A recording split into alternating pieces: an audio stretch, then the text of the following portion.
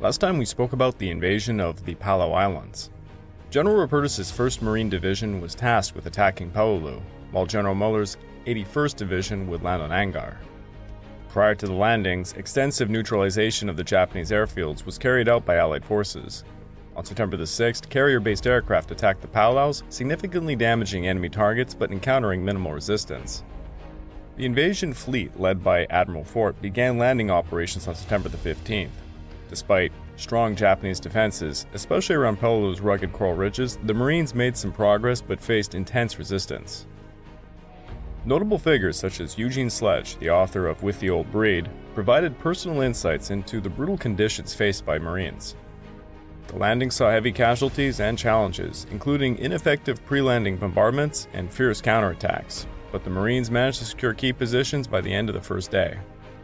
The 81st Division then proceeded with landings on Angaur on September the 17th, facing lighter resistance but very difficult terrain. This episode is The Battles of Peleliu and Angaur.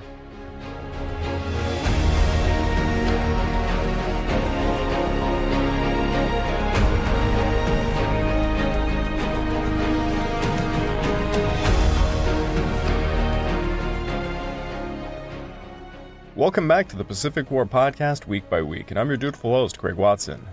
But before we begin, I just want to remind you all that this podcast is only made possible through the efforts of Kings and Generals over at YouTube. Perhaps you want to learn a bit more about World War II? Kings and Generals has an assortment of episodes on World War II and much more, so go give them a look over at YouTube. So please subscribe to Kings and Generals over at YouTube and continue to help us produce this content by checking out www.patreon.com/kingsandgenerals. And hey, don't forget about our sister podcast over at The Age of Conquest, the Fall and Rise of China podcast, written and narrated by me. And if after all that, if you're still hungry for some more history, why don't you check out my personal channel, the Pacific War Channel, found at YouTube and all major podcast platforms. Over on YouTube, I just released a long-form documentary on the First Sino-Japanese War. As for podcasts, I'm now on episode 4 of a multi-part series covering the North African campaign during World War II. Also, if you want to support me personally, why don't you check out my Patreon account at www.patreon.com/thepacificwarchannel. Over there, for just $2 a month, you get access to the exclusive Patreon podcast, early access to all the content I make, and voting rights for what subject I will tackle next. There's actually a poll going up right now, and it seems the subject that is winning is going to be an alternate history episode. What if Hokushinran actually happened? That would have been the Japanese invasion of the Soviet Union. So if that's of interest to you, go check it out. Last time we left off, Peleliu and Angaur had just been amphibiously assaulted by the United States Marines. While the landings on Angaur were underway, General Rupertus pressed on with the Peleliu offensive on the 17th of September. Within the southern sector, Colonel Hanneken's 7th Marines made headway against the isolated Japanese defenders. The 3rd Battalion cleared a minefield and captured the southeast promontory, while the 1st Battalion took on the southwestern promontory but only managed to secure half of it due to fierce enemy resistance. Over to the north, the 1st and 5th Marines advanced further, encountering the Umbrogel Mountains for the first time, where Colonel Nakagawa had fortified his defenses. On the left flank, Colonel Puller's 1st and 3rd Battalions encountered minimal opposition as they moved along the relatively flat coastal plain, but had to halt their advance when the 1st Battalion was impeded by a reinforced concrete blockhouse. On the right, Colonel Harris's 2nd Battalion progressed well while staying hidden from Japanese artillery and mortar fire. However, despite reaching their objectives by mid-morning, Harris's 1st Battalion faced difficulty when Puller's 2nd Battalion, after making initial gains, was halted by the Umbrogel defenses. They fought hard to secure Hill 200, but were immediately met with fire the very next ridge. Additionally, Harris's 3rd Battalion was pinned down by heavy flanking fire from the left. That night, additional armor was sent to the 7th Marines to support the ongoing operations in the south. The next morning, Hanneken's 3rd Battalion launched a final assault. During the night of D+2, additional armor, tanks and 75mm gun-mounted half-tracks, were brought up at 10 a.m. on September the 18th, and the advance was resumed. Again, progress was painfully slow, with many reserve elements being attacked by Japanese from bypass caves and underground emplacements. At 1:44, elements of Companies A and C reached the southern shores, though the area being assaulted by Company B was still heavily defended. Tank support had withdrawn to rearm, and before Company B was in a position to resume the attack, a bulldozer was needed to extricate the gun-mounted half-tracks which had become bogged down. At that time, several explosions were heard from the Japanese defenses, and it was found that remaining Japanese defenders had finished the job for the Marines. The final handful leaped from the cliff tops into the sea in an effort to escape, only to be picked off by Marine riflemen. With the taking of the two promontories, the southern part of Peleliu was now secure. The 1st Battalion and 3rd Battalions of the 7th Marines squared themselves away for some well-earned rest, while the headquarters reported 15-20 hours, D-Day +3, 7th Marines mission on Peleliu completed. Unfortunately, this was not quite the case. Despite the slow progress and intense Japanese resistance, the Marines managed to secure the southern portion of Peleliu by the end of September the 18th. At the same time, the 1st and 5th Marines continued their fierce and costly push north. On the right flank, Colonel Harris's 2nd Battalion faced only sporadic resistance as they cut through the dense jungle. The Americans eventually reached a causeway leading east to Peleliu's northeastern peninsula, a potentially dangerous obstacle to their advance. After a successful patrol, Harris opted to call in an airstrike before crossing, but the strike missed its target and hit the area while the Marines were crossing. Despite this, the bridgehead was established, though further casualties were incurred due to friendly artillery and mortar fire.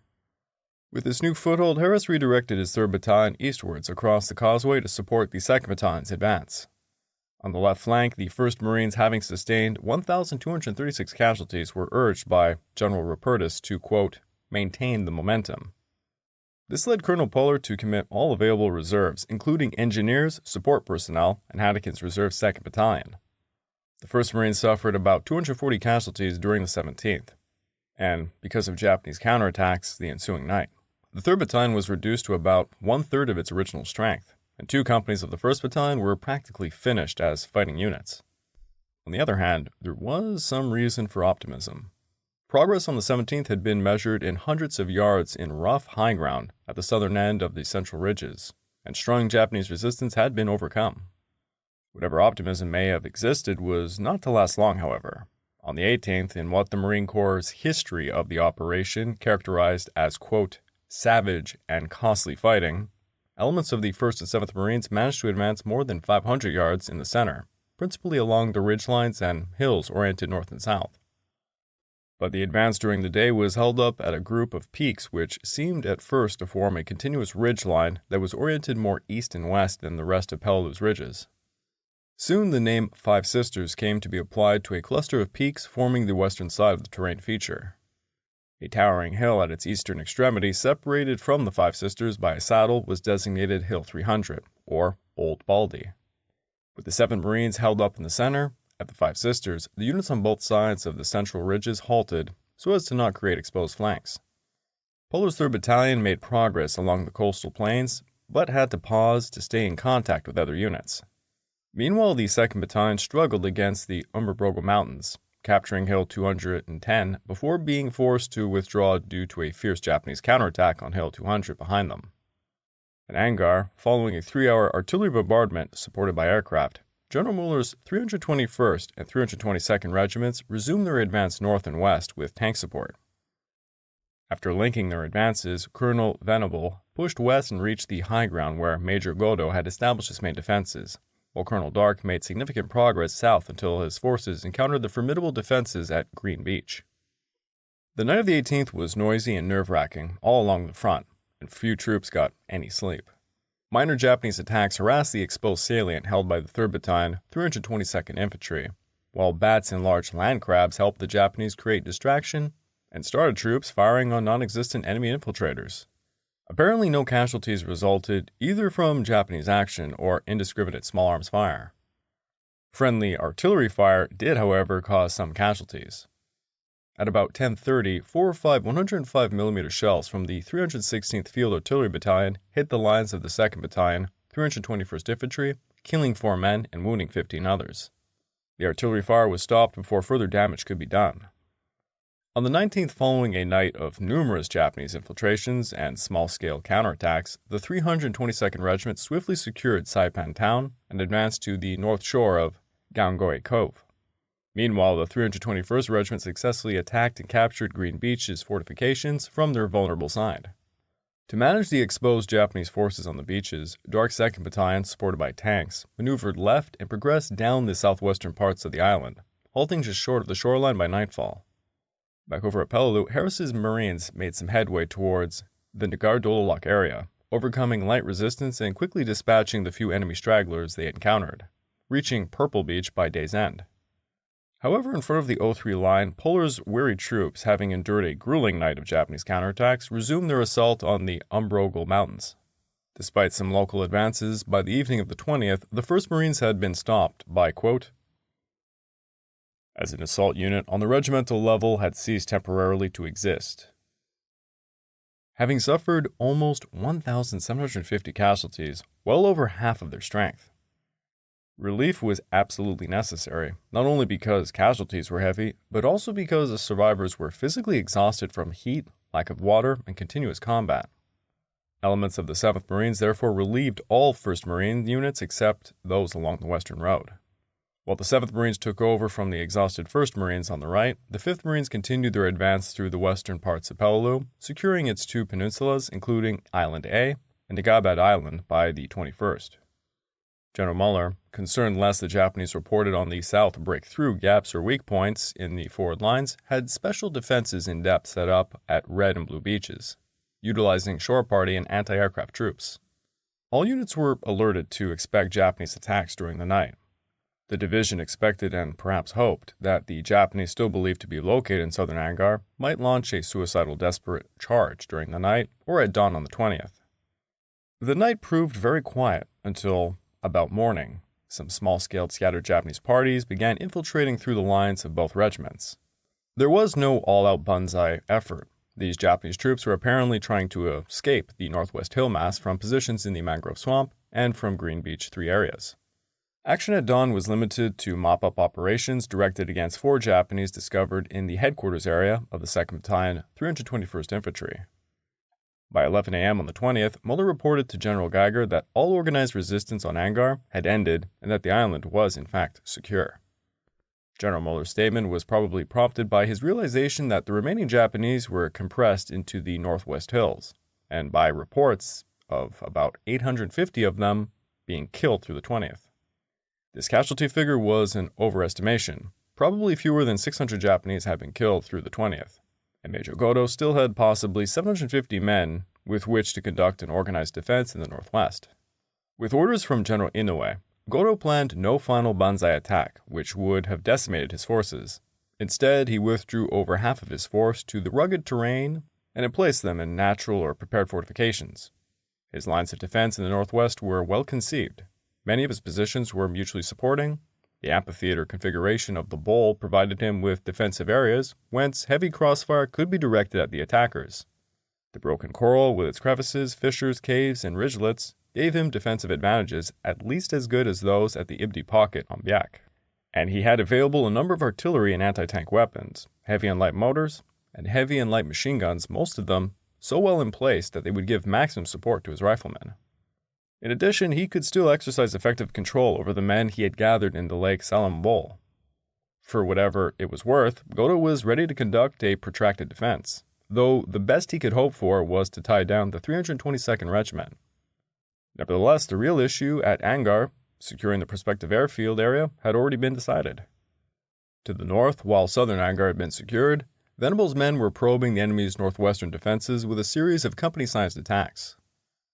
These attacks allowed the Americans to gather crucial information about Goto's remaining positions, centered around the Lake Salam Bowl. Venable discovered the organized resistance was still strong, prompting him to rearrange his units for a final push. Following a heavy artillery and aerial bombardment, the 322nd Regiment attacked the bowl with tank support, initially making some gains but soon encountered obstacles due to the terrain and enemy fire. By the end of the 21st, Venable deemed the newly gained positions too exposed and decided to withdraw to the previous night's defenses. Meanwhile, the 1st and 7th Marines continued to face heavy casualties as they fought through the Umbrogal Mountains, with the latter advancing less than 175 yards after 2 days of intense combat. Akagawa's fierce defenders managed to halt the 1st Marine Division on the rough and well-defended terrain, resulting in a total of 4,000 casualties by this time. After visiting the front, Geiger decided to replace the battered 1st Marines with Dark's 321st Regiment, which had suffered minimal casualties and had completed their mission on Angaur.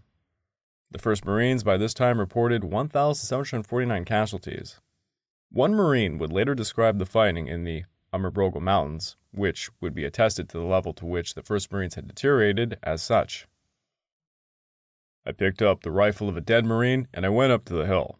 I remember no more than a few yards of scarred hillside. I didn't worry about the death anymore. I had resigned from the human race. I crawled and I scrambled forward and I lay still without any feeling towards any human thing. In the next foxhole was a rifleman. He peered at me through red and painful eyes. I didn't care about him. I didn't care about me. As a fighting unit, the 1st Marines was finished. We were no longer human beings. I fired at anything that moved in front of me, friend or foe. I had no friends. I just wanted to kill. On the 19th, he also dispatched Colonel Arthur Watson's reserve 323rd Regiment to secure the Ulithi Atoll. After a successful reconnaissance mission, the infantrymen landed on September the 22nd, discovering that the atoll's airfield and seaplane base had been abandoned by the Japanese. The Americans later established a major advanced fleet anchorage there, a marine air base, a naval seaplane base also. Ulithi Atoll contained a 300-berth anchorage and a seaplane base. Occupation of these western Caroline Islands provided still another base from which future operations against the enemy could be supported. The construction of an airstrip on the Amilorate Island made possible fighter plane protection for the anchorage and afforded a base from which U.S. aircraft could continue to neutralize the nearby Japanese bases on Yap. Together with Angaur and the Peleliu Islands to the southwest and Guam and Tinian and Saipan to the northeast, the capture of Ulithi Atoll completed a line of American bases that isolated Japanese holdings in the Central and South Pacific. The occupation of the Ulithi Atoll further denied it to the enemy as a fleet anchorage, weather and radio station, and possible air and submarine base, in addition to precluding its use by the enemy to observe and report the activities of American forces in the sector.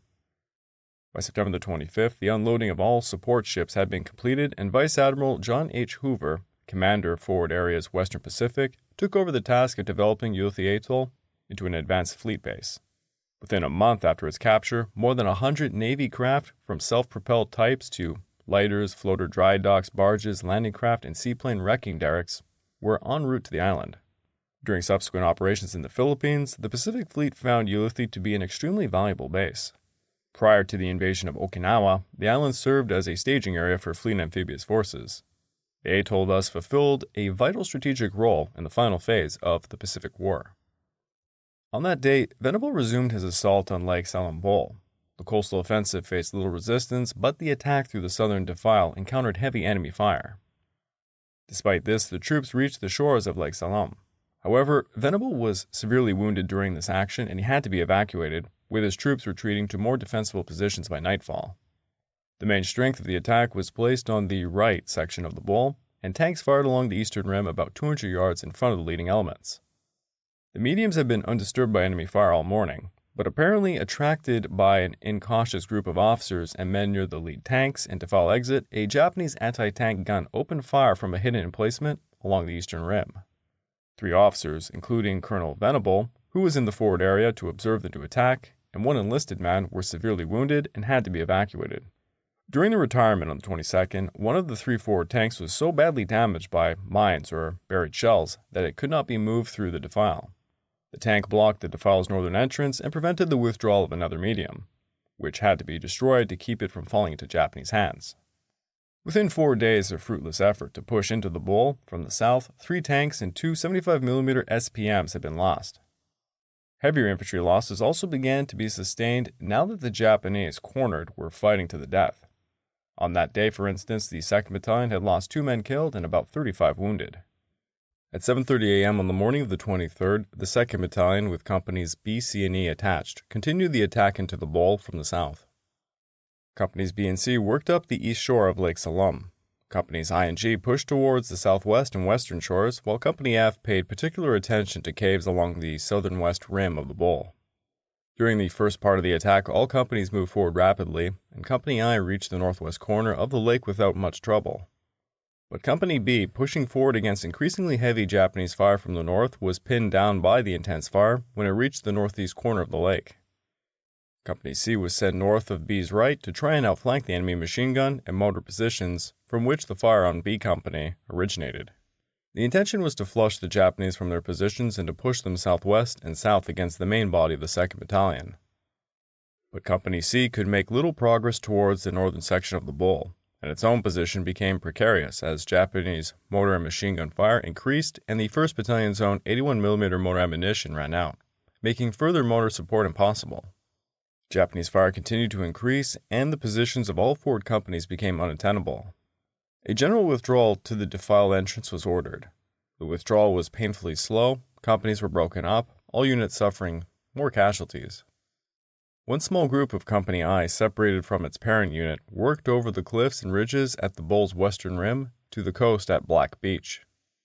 Company B, retreating in small segments, lost men as it withdrew from the northeast corner of the lake. All told, the 2nd Battalion and attached companies lost 18 men killed and over 75 wounded during the day. Concurrently, as the 1st and 7th Marines continued to struggle with the formidable Ermabrogo Mountains, Harrison's Company G successfully secured the undefended Carlson Island, finally completing the 5th Marines' original mission. Despite concerns about the potential enemy attack on Koror and Babelthorpe after the Peleliu operation, General Inoue decided to reinforce Nakagawa's beleaguered garrison. By September the 21st, effective Japanese infantry strength in the central ridges was down to about 1,300 men. That, of course, does not paint a true picture of the situation in the central pocket. A trained soldier, well armed, can be tenacious on the defense in such terrain as the central ridges of Peleliu, whether or not he be trained for infantry service. There were probably 4,000 Japanese troops, including the 1,300 infantrymen, still firmly enclosed in the central pocket as of the 21st of September, and there were at least 1,000 more troops in the Amangao mountain area at northern Peleliu. Nevertheless, Colonel Nakagawa commanding the Peleliu sector unit clearly needed reinforcements if he was to hold out much longer. There were perhaps 30,000 Japanese troops in the northern Palaus to draw from, including 2 battalions of the 59th Infantry, 2 battalions of the 15th Infantry, and 4 or 5 recently organized infantry battalions of the 53rd Independent Mixed Brigade. The Japanese were not to reach their destination undetected. At 5:35 a.m., the destroyer H.L. Edwards spotted 7 enemy barges about 1,000 yards northeast of Akrakoro Point, at the northern tip of Peleliu, obviously headed for the island. The destroyer opened fire, sinking 1 barge before the remainder reached the beach. A combination of bombing and strafing, naval gunfire and artillery hit the barges on the beach, and by 8:45 the cruiser Louisville reported all barges were destroyed. The enemy version of this incident agrees only in part with the American account, adding that, quote, "Despite receiving severe enemy air and artillery fire at a point 2 kilometers off the coast, they made a successful landing at 520 hours, under the commander of First Lieutenant Murahori." Knowing that some Japanese forces had reached Peleliu, Rupertus decided to deploy his own reinforcements between the central ridges and the western shore, targeting the enemy's weak spot for an offensive up the western coast. The 7th Marines supported the army by attacking enemy positions from the south and center, with Hanneken's 3rd Battalion advancing along the high ground to the right rear of the 321st. After relieving the 1st Marines, Dark then sent patrols up the coast flat to Garkoro, encountering little opposition initially. However, Dark's 2nd Battalion faced heavy resistance in the afternoon and had to retreat, postponing the northward advance until the next day. During the night, Inoue sent the remainder of the 2nd Battalion, 15th Regiment, and despite being shelled, most reinforcements reached Peleliu. By September the 23rd, the Americans had secured important footholds on Peleliu and Angaur. However, intense fighting remained, with the 321st Regiment relieving the 1st Marines against Nakagawa's fortified positions, while the 322nd Regiment continued to attack Goto's defenses on the northwest hills. Yet that is it for the Palaus for today, as we now need to turn to Mortai. General Person's troops quickly secured and expanded the island perimeter, successfully repelling the enemy's night raids with little difficulty.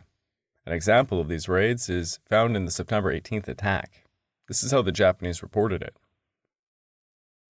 On the 18th of September, the main body of the 2nd Provisional Raiding Unit, which had moved into position along the upper Tiao, launched a strong night infiltration attack with the objective of disrupting the enemy's rear area in the vicinity of Doroba and Gadalamo.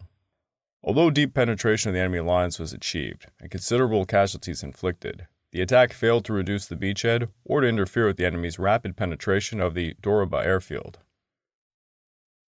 In truth, the Americans easily repelled this attack, suffering very few casualties. These raids would continue throughout September and October. American engineers were busy constructing a new fighter strip at the Pitoy Drome area. The strip was scheduled to be ready for use by September the 29th, but was eventually abandoned and downgraded to an emergency field. A number of factors influenced this decision to abandon the site, which was renamed the Pitoa Crash Site. Japanese air reaction had been so ineffective that the need for a fighter base on Morotai was not as urgent as had been expected. Aircraft based on escort carriers, some of which remained in the Morotai area for weeks, were able to keep away most of the Japanese planes, and in their efforts were supplemented by long-range land-based fighters from Sansapor. Moreover, the line of approach which planes had to use to land on the Pitoy crash site interfered with that of the more important bomber bases at Wamadrome. Finally, the terrain on the crash site was by no means as well drained as that of the other locations on the Doroba Plain, and it was necessary to expend much engineers to keep the effort going to strip the operation. The new field, which acquired the designation Pitoy Drome, was located about 1,200 yards north of the Wamadrome. Construction proceeded slowly at the Pitoy Drome because there was so much engineer effort that had to be devoted to the completion of the Wamadrome. By October the 4th, almost 7,000 feet of the new site had been cleared, but it was not until the 17th, D+32, that even one runway was surfaced, let alone taxiways and dispersal lanes. Meanwhile, the construction of the new bomber field at Wamadrome faced significant delays due to heavy rainstorms and a shortage of suitable surfacing material. Despite almost constant struggles with soggy ground and tropical downpours, engineers managed to make 4,000 feet at Wamadrome operational by October the 4th. However, the overall progress on building Morotai's new airbase, intended for the upcoming invasion of the Philippines, was slower than anticipated.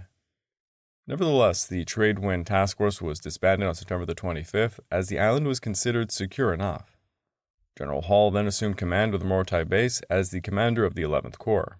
However, unbeknownst to the Americans, who believed the only possible Japanese response to the invasion was an ineffective air raid, always carried out against them, troops in Halmahera were preparing to embark on a dangerous mission to reinforce Morotai and contest control of this key island.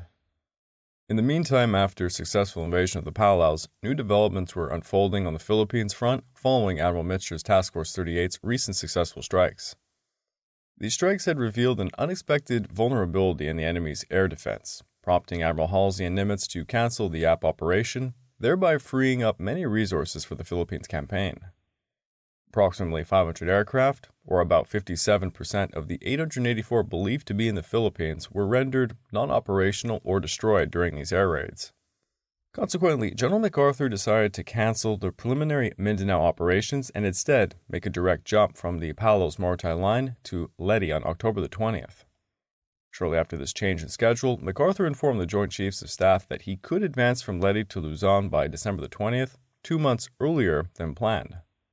Meanwhile, the carrier raids of Mindanao and the Visayas strengthened the Southern Army Command's belief that the Allies were preparing for an early invasion of the Philippines. As a result, Marshal Tarachi recommended accelerating the reinforcement of the Philippines, activating Operation Shogo, and authorizing the 4th Air Army to employ its main strength against enemy carrier task forces. This was in contrast to the current policy of not committing available air strength against enemy raiders, which was failing to conserve Japanese air power for a decisive battle. However, Tokyo denied these last two requests while also receiving concerning reports about General Kuroda's neglect of his duties as a field army commander. In the middle of September, IGHQ decided to replace General Kuroda with General Yamashita. Lieutenant Colonel Yoshi Seiichi of the Personal Bureau of War Ministry, who had been sent to the Philippines to investigate personal matters in the Southern Army, said this of the incident. Stories reached the War Ministry that Lieutenant General Kuroda was devoting more time to his golf, reading, and personal matters than the execution of his official duties. It appeared that his control over staff officers and troops was not sufficiently strong, and that there was a good deal of unfavorable criticism of his conduct amongst the troops. There were also indications that discipline was becoming very lax. On September the 4th, I left Tokyo under orders to investigate. As a result, I obtained many statements substantiating the unfavorable stories in regard to Lieutenant General Kuroda. The recommendations of all the staff was that Lieutenant General Kuroda would be relieved as soon as possible and be replaced by General Yamashita, who was a superb tactician and excellent leader. And a little side note here for those who are interested, over on my personal podcast at the Pacific War Channel, I did a single episode covering how General Yamashita became the Tiger of Malaya, and I plan to expand more pieces upon him because I find him a quite interesting general of the Pacific War. So it might be interesting for you to go check out that episode. Before an effective change of command could take place, the Japanese were about to experience a more dramatic display of Allied offensive power that would soon be encountered in the Philippines. On September the 18th, Mütter's Task Force 38 was ordered to head back towards the islands for a major strike against Luzon, the heart of the Japanese control of the Philippines. The American carriers achieved complete surprise and successfully attacked Luzon 3 days later. Despite the fierce defense by approximately 42 Zeros, between 9:30 a.m. and 6 p.m. on September the 21st, 4 waves of over 400 aircraft targeted the harbor area and airfields around Manila with bombs and strafing runs. The assault on the harbor and shipping along the west coast resulted in the sinking or severe damage of 34 vessels totaling over 100,000 gross tons, while the raids on the airfields inflicted significant damage on grounded aircraft. At 6:10 a.m. on the following day, search planes discovered the enemy carrier group still lurking off the coast of Luzon, and at 7:30 a.m. a hit-and-run attack was carried out by 27 Japanese aircraft who reported bomb hits on 2 carriers and 1 cruiser. Naval air units at Legazpi attempted to carry out a second attack on the enemy carriers during the late afternoon, but the attack force of 19 planes failed to locate the carrier groups. Following the failed Japanese hit-and-run counterattack, Müller continued his assaults on Manila, destroying an estimated 110 aircraft in the air and 95 on the ground, and the sinking or damaging of 44 vessels. After the apparent withdrawal of the enemy carriers, the Japanese decided to relocate the remaining ships in Manila Bay to other anchorages, many of which were directed to secure docks of Coron Bay.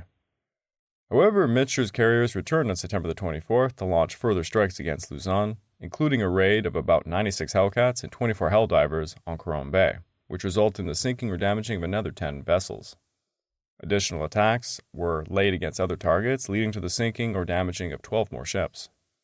Despite the ongoing air attacks, the Imperial Japanese Navy still deemed it premature to fully activate Operation Shogo, believing the decisive battle would take place in or after late October. Meanwhile, the Imperial Japanese Army accelerated its preparations to defend the Philippines. The Reserve 1st Division was ordered to move to the islands immediately, and plans were made to assign 10 surface raiding regiments to the area. On September the 26th, as plans for air reinforcements to the Philippines were being approved, General Yamashita was confirmed as the new commander of the 14th Area Army. He arrived in the Philippines on October the 6th, and he found the situation unsatisfactory, with poor planning for the Leyte campaign and many of his staff unfamiliar with the conditions in the Philippines. Lieutenant General Makinoshiro, now commanding the 16th Division, which was the major force in Leyte, had directed his efforts since April of 1944 towards the construction of defensive positions on the island. The first line of defense, which was on the east coast in the Dolog area, was practically completed by middle of October. The third defensive line was in the middle of the Leyte Valley in the vicinity of Dagame. The second line of defense was between the two others, while the bulk of supplies was assembled in the central mountain range of Jaro. The distribution of other troops at the time of the American landings was as follows: 1 battalion of the 9th Infantry Regiment in the Katman Hill and Tanyuan District, and the main strength of the 33rd Infantry Regiment in the Palo and Tacloban area. A larger part of the 33rd Infantry Regiment, which was less adequately trained than the other regiments, had arrived on Leyte in mid-September from Luzon. Its officers were unfamiliar with the terrain and did not fortify their positions very well. However, the supply situation was favorable, with Manila serving as a main Japanese depot in the region. Following established plans, Yamashita instructed his subordinates that the area army would seek decisive battle on Luzon, while in the central and southern Philippines, the focus would be to delay the enemy's advance and prevent them from securing naval and air bases. However, the September airstrikes had led to a noticeable increase in guerrilla activity and civil disorder due to widespread destruction and panic. Small Japanese garrisons were attacked, pro-Japanese Filipinos molested and intimidated, and communications were disrupted. In central Luzon, there were indications that some guerrilla units were planning to move to Lamon Bay in order to cooperate with the American landing force. And on Negros and Panay, guerrilla raids on Japanese airfields were becoming quite bold. The 14th Area Army feared that as soon as enemy forces landed, the guerrillas would not only give them direct assistance as scouts and guides, but seriously would hamper Japanese operations by attacking rear communication lines. Consequently, martial law was declared across the archipelago in anticipation of enemy landings. I would like to take this time to remind all of you that this podcast is only made possible through the efforts of Kings and Generals over at YouTube. Please go subscribe to Kings and Generals over at YouTube and continue to help us produce this content by checking out www.patreon.com/kingsandgenerals. And hey, don't forget about our sister podcast over at The Age of Conquest, The Fall and Rise of China podcast, written and narrated by me. And if after all that, you're still hungry for some more history, why don't you check out my personal channel, the Pacific War channel, over at YouTube and on all major podcast platforms. Over on YouTube, I just released a long-form documentary on the First Sino-Japanese War. And as for podcasts, I'm now on episode 4 of a brand new series covering the North Africa campaign during World War II. Also, if you'd like to support me personally, you can check out www.patreon.com/thepacificwarchannel, where for as little as $2 a month, you get access to the exclusive Patreon podcast, early access to all of my content, and voting rights for what I will tackle next. Despite fierce and costly combat, American forces had made significant advances in the Palaus, securing critical islands and establishing bases. The battle for Peleliu was marked by high casualties and intense fighting, with heavy losses incurred on both sides. The successful capture of strategic locations like Ulithi Atoll and subsequent strikes on Luzon further demonstrated Allied dominance and strategic planning in the Pacific theater.